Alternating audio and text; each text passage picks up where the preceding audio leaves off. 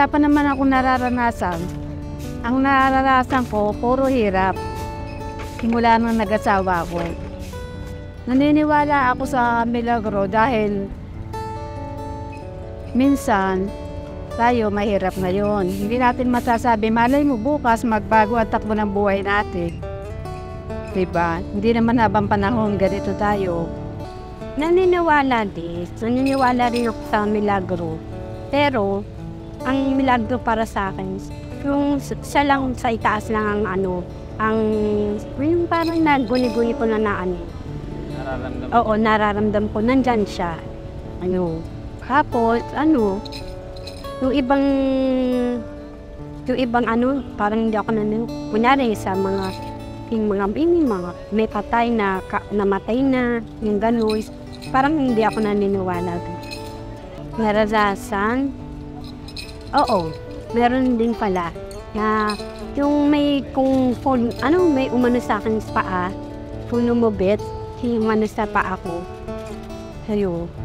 Pero ramdam ko, nararamdaman ko lang, siguro yung mahal na nawala sa tatay ko, yun, parang ganun lang. Parang nagparamdam lang sa akin. Ganun lang. Depende sa milagro. Kung halimbawa, kasi ang paniniwala ko, umagising ka lang sa umaga, isang malaking milagro na sa akin yun eh. Na minsan may naniniwala naman kasi, tulad ng mga magulang ko, naniniwala sila sa milagro. Magitan ng kasi Catholic kami eh. Yun ang aral eh. Yun lang kang may sakit ka na gumaling eh, isang milagro na sa akin yun. Ang pinakamalaking milagro sa akin, umabot ako sa edad kong 55 na, magpi-56 na ako. Dahil ang magulang ko, ang nanay ko, dalawa kong kapatid, namatay ng 52. Isang napakamalaking milagro na sa akin yung umabot ako ng 56. Dahil may lahi kami ng diabetes eh. Naging buhay nila, puro 52 lang eh. 56 na ako sa susunod na October, itong October na to. Ay napakalaking milagro sa akin yun, nabuhay pa ako ng 4 na taon, nahigitan ko pa sila. Oo naman, kasi yung asawa ko noong bago mag-pandemic, nagkaroon ng sakit, napasma yung litid niya. Ngayon hindi siya makalakad, hindi siya makapunta ng CR. Ngayon nagpunta ako sa Landayan para magdasal. Ihingi ko ba ng solusyon yung problema ng mag-asawa. Nagkataon naman na nagsyam lang ako. Nung magsyam ako, mabuti naman at unti-unting gumaganda ang kalusugan ng asawa ko. Ngayon, okay na siya. Totally healed na siya. Oo naman. Kasi naranasan ko na eh. Tulad nito, 4 beses na ako mild stroke. Sa edad ko, nakakatrabaho pa ako. Milagro na yun eh. Yung buhay tayo, milagro na yan. Ang mga milagro ay ang hindi pangkaraniwan at hindi maipaliwanag ng siyensya na mga pangyayari. Kadalasan, iniuugnay ito sa divine powers o kapangyarihan ng Diyos. Pero ayon sa Biblia, ano nga ba ang milagro? Yung salitang milagro. Alam mo po kapatid, yung milagro, ang milagro lang na hindi ko pinaniniwalaan, yung mga milagro ng mga pastor. Nagmimilagro daw sila, ang gagawin, hahampasin yung mga tao ng Amerikana, matutumba. Anong klaseng milagro yun? Ano nagawang buti sa'yo nun? Ang maganda yung milagro ni Kristo. Si Maria Magdalena, may 7 demonyo, pinalabas niya. Diba?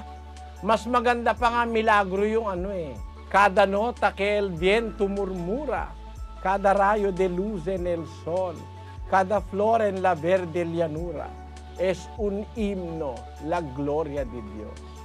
Ang sabi ni Rizal, each note that the wind murmurs, each ray of light from the sun, each flower in the green meadows, teaches us of the glory of God.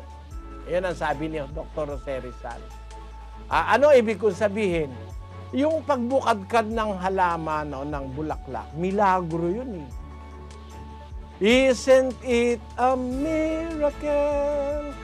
It's another miracle. Thank God for the miracle. you belong to me. Kita mo, nakasumpong ka ng mabuting asawa, milagro ng Diyos yun. Kagandahang loob ng Diyos yun. Kasi yung asawa, hindi nasusumpungan yon sa dote, hindi nasusumpungan yung mabuting asawa dahil pinagkasundo ka ng magulang mo, o kaya yung asawa mo'y abogado, kaya mabuting asawa na, hindi.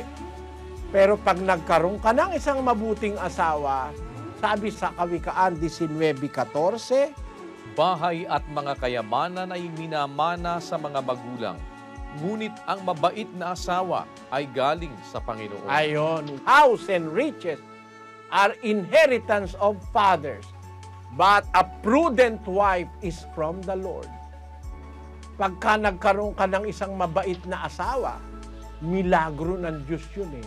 Biro mo, hindi ka naman nahirapan, hindi ka naman nagpalaki, hindi ka nga nagpasuso, hindi ka nga kumontribute kahit isang latang Alaska eh. Lumaki na lang yung babae, tapos niligawan mo na lang, tapos napangasawa mo. Tapos mabait palang asawa, tapat, tagapag-alaga ng mga anak mo, tagalaban ng karsunsilyo mo, taga-plansya ng pantalon mo. Tapos paminsan-minsan ginagawa mo pa yung punching bag. Milagro ng Diyos siyang nagkaroon kanyan. Napakabait na asawa. Marami pong milagro, kapatid.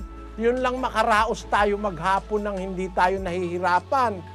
Sabi ko nga sa mga kapatid namin, magpasalamat tayo lagi sa Diyos kasi yung matai ka lang, natai ka, na hindi ka na namimilipit, naihi ka na hindi ka namimilipit sa sakit, maswerte ka na nun. Bakit? Meron tao, ang yaman-yaman, tuwing iihi, hindi makaihi, dinadialysis eh. O meron naman tao na ang yaman-yaman may pabrika ng sapatos, wala naman siya sapatos. Kasi putol na yung dalawang paa, may diabetes.